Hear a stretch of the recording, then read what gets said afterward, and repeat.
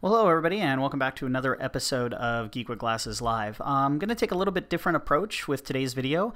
What I want to do is I would like to discuss the announcements that were made at WWDC on Monday with the keynote. Unfortunately, due to the fact that I was out of town for business and didn't have access to kind of getting the lowdown on everything that was announced until just recently, the video is a little bit delayed. And due to that, what I'm going to do is, instead of covering each of the features and just kind of telling you what's coming out, I'm going to depart from my normal kind of a non-biased approach to doing my review videos that I normally do. And I'm actually going to give you some opinions. I'm going to kind of talk a little bit about some of the features that are coming up, and just kind of give you my opinions on why I like them or may not like them. And since most of you already know what the features are, you've either found them on the internet or whatever, I figured, I need to make a video, but we'll make it a little bit different, and I'll be opinionated this time as opposed to non-biased, upfront, just facts ma'am kind of guy. So let's jump right into it. So as we all know, Monday was WWDC, and hot on its heels actually is E3 right now, which I'm trying to catch up on all that coverage so I can make some videos on that as well. But the big three announcements by Apple this year were the update to macOS, which is being dubbed Lion, which we all know about, the iOS 5 updates, and the cloud initiative, the iCloud initiative, which kind of encompasses a bunch of different features. So let's just jump right in and talk about the top 10 features that each of these updates are bringing forward. So to start off with the Lion update, it's cool. Let's just jump in. I'm looking forward to the update myself. The first feature that they discussed was the multi-touch gesturing. So having full multi-touch support throughout the operating system. My kind of feeling is meh, whatever. We kind of get that now, so they're just adding a few more features, now that they've got their little separate trackpad that you can buy and put it on your iMacs or any Mac device. They're kind of embracing the, hey, let's go full multi-touch gesturing, which is cool. I can see some of the features and some of the multi-touch being useful, but it's just kind of an expansion over a capability that we already have. So I give it kind of a meh. It's like, good job, thanks for giving us some new features, but it's nothing groundbreaking. The next thing is full screen apps. Now, full screen apps is, to me, it's another meh. It's like, okay, cool, I can look full screen. I don't know, not everybody has a dual screen setup like I do. I've got my MacBook screen, and then I've got a larger separate monitor that I use for spaces. I command my workstation by multiple workspaces within the Mac OS, so I keep a very clean desktop. Full screen apps, I'm not too big of a fan on.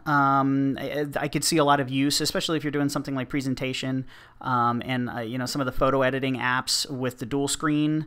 You don't need a full screen because I've got my controls on one and my pictures on the other to modify into view. So full screen is cool. However, I do like the swipe in and out, where you can swipe into full screen and out of full screen by using those multi-touch gestures. So that's kind of cool. It's not, like I said earlier, it's not quite as big of a deal for the large monitors, like if you've got a 15 or a 17-inch MacBook, or if you've got the iMac, or if you're using a separate external display. I don't think it's that big of a deal. For the folks with the MacBook Airs, the 11 or the 13-inch MacBooks, then I definitely see this as being a pretty cool selling point, but nothing real big for me. Mission control, I like, but I also don't like. Again, I'm very used to using spaces. I don't use my dashboard very often. I've only got a couple of widgets on there. I've got a weather widget, and I've got an iStat widget to kind of tell me what's going on with my system resources. But I'm very used to using spaces, and since I have a dual monitor setup, spaces is very useful for the way I manage my workflow throughout the day. And I think mission control may be taking away from some of those spaces. I like the fact that I can have different apps on different spaces. To get to that space, all I've got to do is click on the app in my launch bar in my dock, and it will take me to the appropriate space for the application that I'm trying to access. The new mission control, by putting all the spaces up at the top of the screen, actually it looks like it may take away from that easy functionality of just clicking the app that I'm on. Like right now, I'm on space number 5, and I'm using the QuickTime Recorder. If I wanted to jump into the iTunes, I would just click the iTunes app on my dock, and it would automatically adjust the space and give me that display. If that functionality remains, then I think mission control is a viable option. I like the look of it. The animation is really cool, and it's a very aesthetically pleasing feature of the operating system. So I give it another meh so far. The notes that I put are Cool, but I use Spaces. Kind of looks like the new Spaces will be done a little bit differently, and I think I just talked to that fact. So Mission Control is meh. Cool, but not necessarily. App Store, they're just expanding on what we already have. If you've got Snow Leopard and you've got the App Store installed, by now being able to offer all of the third-party vendors, you know, that I think on the big keynote they showed like Best Buy and Amazon and all that kind of stuff. This just adds more functionality. I do a lot of my purchasing online to begin with. I buy apps on the App Store, and I buy apps by the developer websites. So if I'm looking for a specific app, I normally go to their website and purchase it. So this will give a nice... It's just kind of expanding on what's already there, so it's pretty cool, but not a big deal, not groundbreaking. The Launchpad, I really like the Launchpad.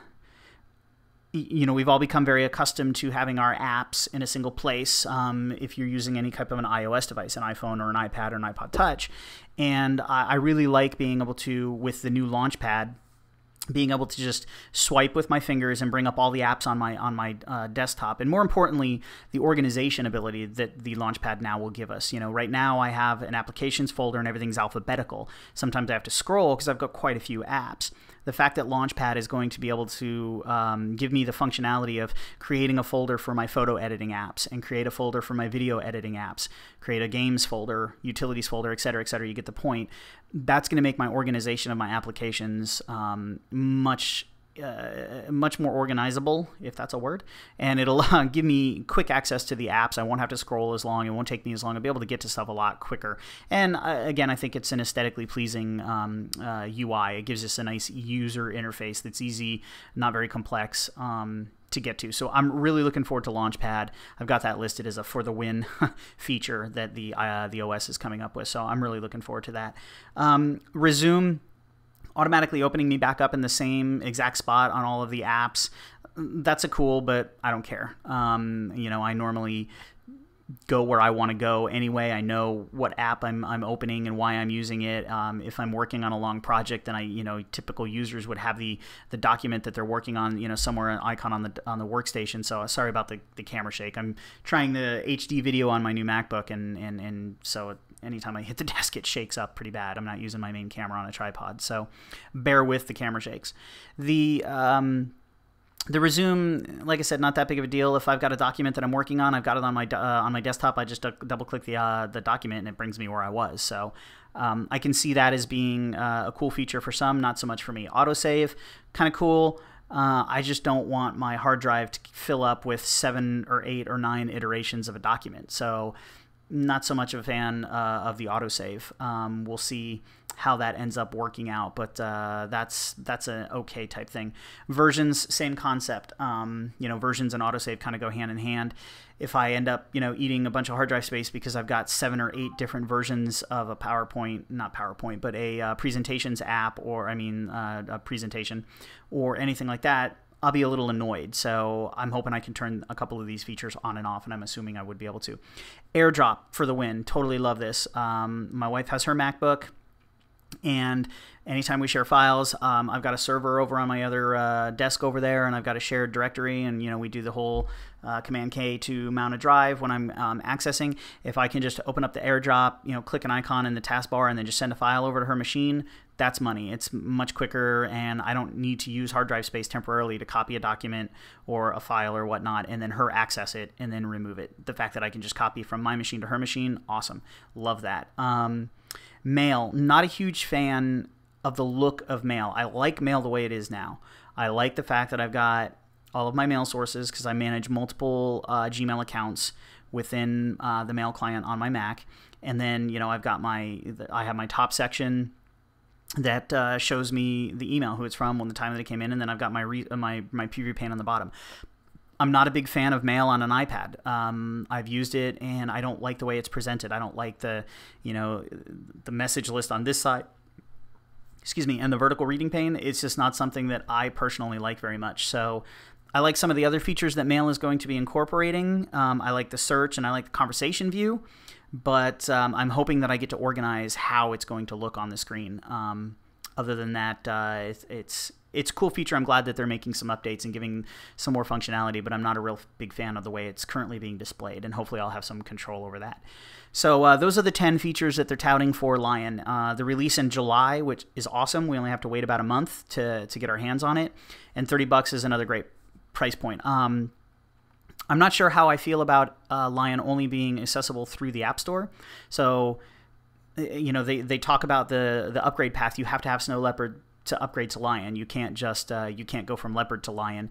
Well, the reason for that is the fact that you can only access it through the App Store. So if they were to actually produce some physical media, give me the ability to go from Leopard to Snow Leopard, to Lion, that would be cool. So I'm not sure how I feel about only accessing the upgrade via the App Store. It's cool that you don't have to put in any disk and do anything. You can just, you know, click the go button and it downloads the install files and then upgrades your system. Cool, but at the same time, I hope their data center is ready for that bandwidth, because if it's a 4 gig download, I think they said it was about 4 gig download-ish, that's going to be very taxing when the millions upon millions, just thought of the WWE just now, The Rock, the millions and millions. Anyways,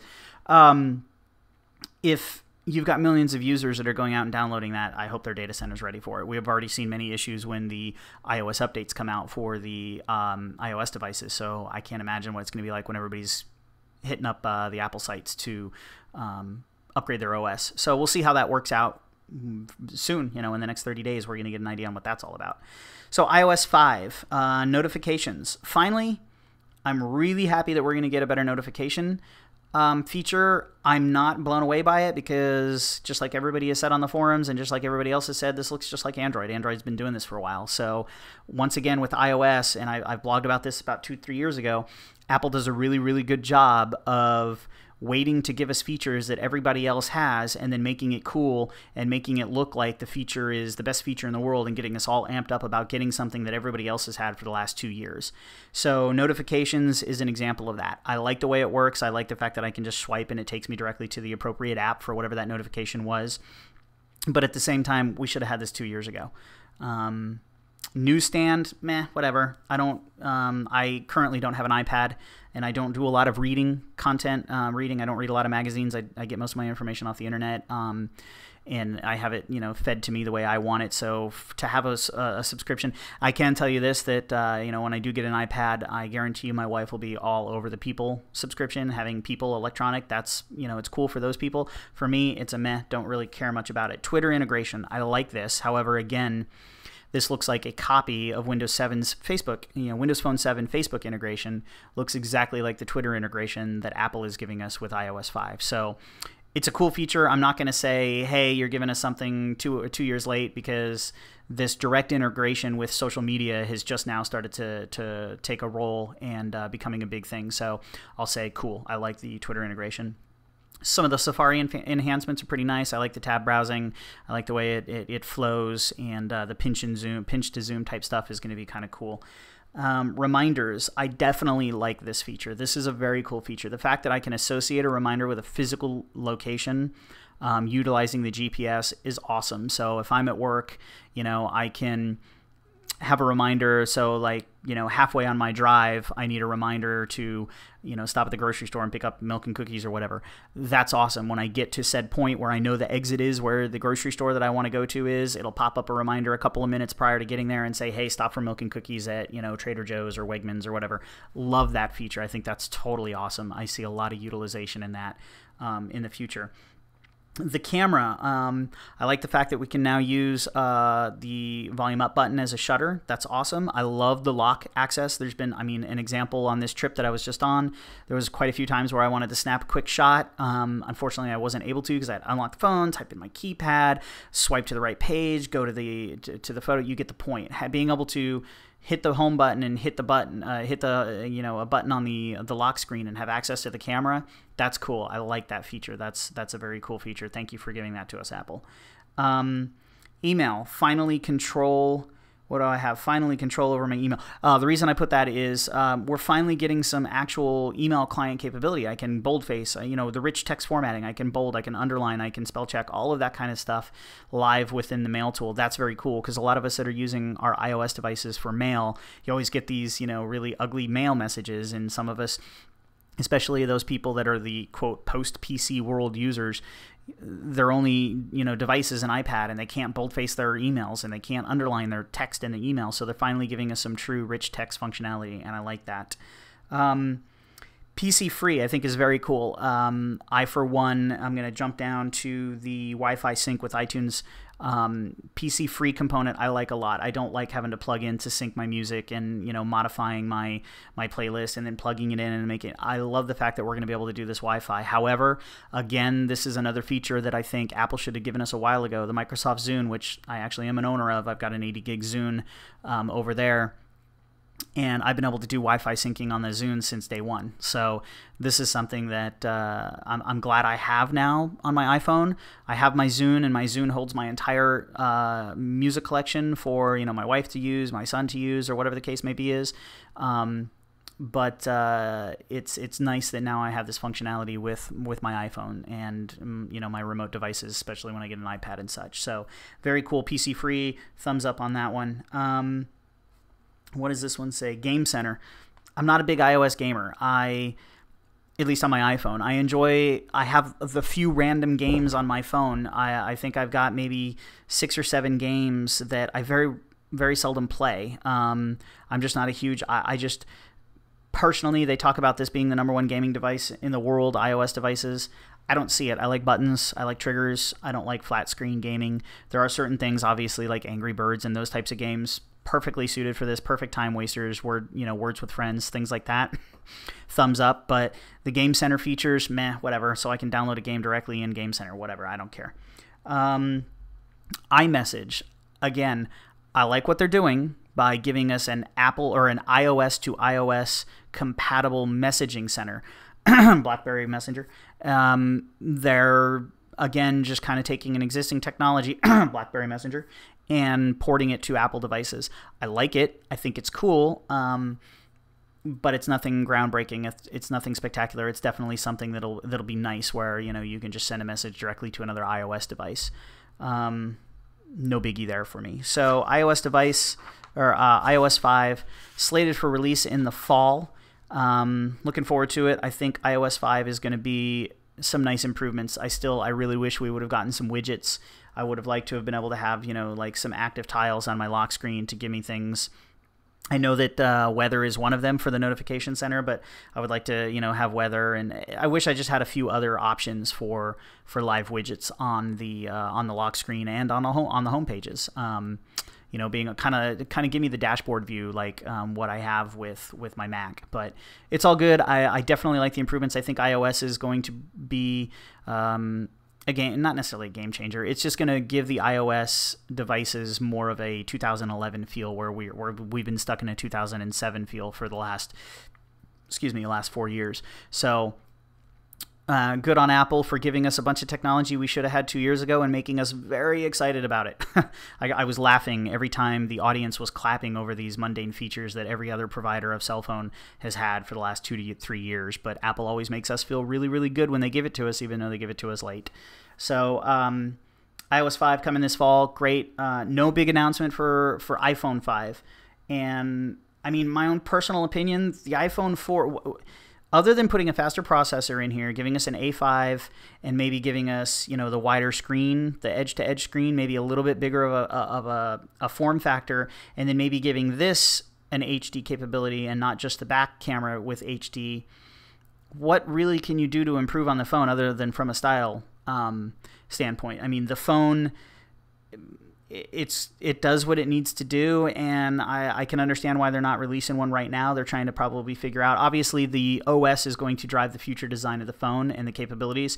If I remember, I saw something in the beta that I think Engadget or Gizmodo posted, where I can actually have the LED flash on notification, which is awesome for me. So I've got Bluetooth in my car, and every time I receive a text message, it wants to stream it to my radio, but I'm listening to, Sirius, so I don't hear anything. I have to go in here and physically set this back to iPhone. The fact that I can have this blink when I get a text message will be awesome. But iPhone 5, I don't know. Obviously, yeah, they're going to ooh us and wow us, but unless they give us a faster processor and a bigger screen, I don't really know what you can really improve on right now. I'm not saying this is a perfect device, but there's no need to replace it this year, if you know what I'm saying. So that's my opinion on iPhone 5. iCloud. I like iCloud. I like some of the features. I don't like other of the features. My notes are pretty short on this one. It's nice that it's going to be free. I am a Mobile Me customer. My wife has an iPhone. I have an iPhone. My kids have an iPhone that's not actually a carrier, but I use it to over the Wi-Fi to sync up stuff for them, games and that kind of stuff. So I'm paying the family Mobile Me rate. I personally didn't have huge problems with Mobile Me. Everybody talks about how crappy Mobile Me was. Look, I use Mobile Me to not have to reinstall apps and reinstall contacts and sync with the computer. I do it over the air. So Mobile Me has done a great job for me thus far. So the fact that I no longer have to pay for the features that I have, plus I'll get some more capability and some more feature sets, awesome. I'm looking forward to iCloud. Really like the over-the-air backup and the over-the-air sync and stuff. So, when I buy the iPhone 5, all of my apps, not just my contacts, calendars, and that kind of stuff, all of my apps will automatically come back down. So looking forward to that. iTunes Cloud, I think it's cool. I don't like the match service. I'm not going to pay $24 for you to push down the music that I've ripped on my own. I don't care about that. I have my own methods for keeping my devices up to date. Now, the cloud distribution, iTunes in the cloud, where, if I download a song on here, it'll automatically push it up to the cloud where my Mac can get it, and then my media server in the house, excuse me, my media server in the house, which happens to be a Windows laptop over there in the corner that you can't see, it'll automatically get that song. I do like that because I'm the kind of guy who, when I download music, I want it available on all my devices. So that's going to alleviate a lot of the, okay, I downloaded this music, it's on my media server, now I've got to copy it to my my transfer server. I go to my wife's laptop and drag the files over into her iTunes, drag them onto my iTunes, blah, blah, blah. Don't have to worry about that anymore. So looking forward to iCloud and some of the capabilities that they're offering the iTunes in the cloud, I think is going to be pretty cool. Again, not paying $25 a month for Match. I just don't care.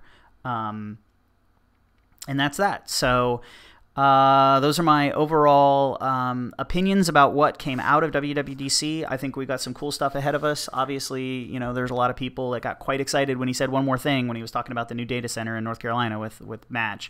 But a little disappointed we don't get to hear more about an iPhone. But again, it's the people's anticipation. Everybody, they've released a new iPhone and announced one every June since it came out, and the fact that they're breaking that mold, there's nothing out there that says that they have to talk about it every June. And to be honest with you, I don't like blowing my money every single summer to buy a new device. I kind of told myself that unless iPhone 5 really had some major improvements, like the faster processor, if they were to do something like release iOS 5 and it ran clunky on an iPhone 4 because it's a slower processor, then obviously I would want to go and buy a faster processor iPhone 5. But I don't like having to save my money every single summer to buy a brand new phone, and half of the time I'm out of contract and I've got to use my son's phone that's under contract and so on and so forth. So anyways, that's WWDC 2011. Please leave some comments and some questions down in the bottom. Sorry that this video is a little bit longer than normal, but I just wanted to kind of get those opinions out there.